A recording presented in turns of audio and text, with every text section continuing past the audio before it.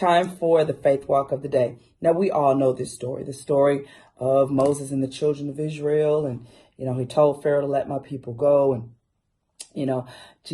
God parted the Red Sea. And we love the story. It is in Exodus 14 and 21. And Moses stretched out his hand over the sea, and the Lord caused the sea to go back by a strong east wind with wind all night, and made the sea dry land, and the waters were divided. Right? We love the story. We love them going across. We've even seen the movies when it talked about they were hesitant to go in, like, I don't know, is this water going to stay back?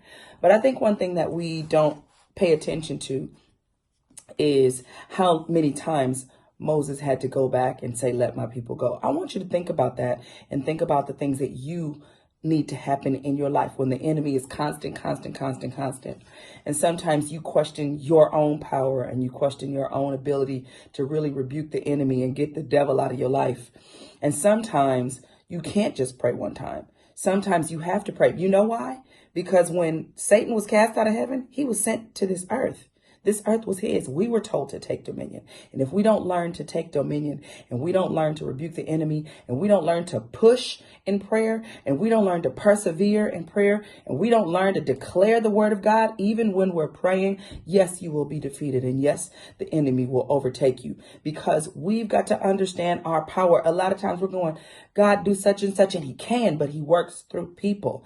Moses had to stretch his hand out, right? There was always something that they had to do. Even with the 3 Hebrew boys in the fiery furnace, they still had to go in the fiery furnace. God didn't just distinguish the fire, they went in it, right? And so sometimes you're in the fire. Sometimes you're running from your captors and you're trying to get free. And you've got an ocean in front of you and an army behind you. What kind of prayer life do you have? How are you pushing in prayer to make sure that you make it through this trial? Some people get stuck because they don't know how to push in prayer. Who is your prayer circle? Who prays for you? Who prays with you? Those are important questions to ask yourself. And I'm not judging nobody. I'm not trying to make nobody feel bad. But I want you to see that the Bible gives us many examples of how people have gone through and how they've come out, but how sometimes they had to go through for a while.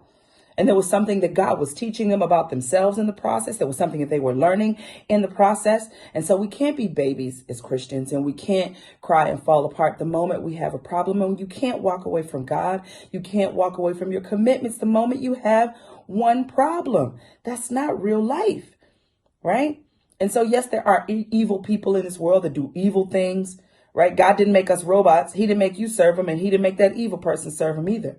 So sometimes the evil that is in the world, we can combat with prayer. We can pray over our neighborhoods. We can pray over our schools. We can pray over our relationships, over our families, and over our churches. Don't just throw people away, and throw yourself away because it's been this bad this long. It'll never change. This is just how I am. There's nothing I can do. God still heals. God still opens doors, but he needs your faith. Activate your faith. Pray in faith. Don't give up until you see your blessing.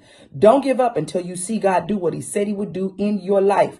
I don't care how long the enemy has been fighting. We've got the victory, not with him, but over him. Declare the victory. Rebuke the enemy. Line up with the word of God. Say what God says, and watch God work in your life.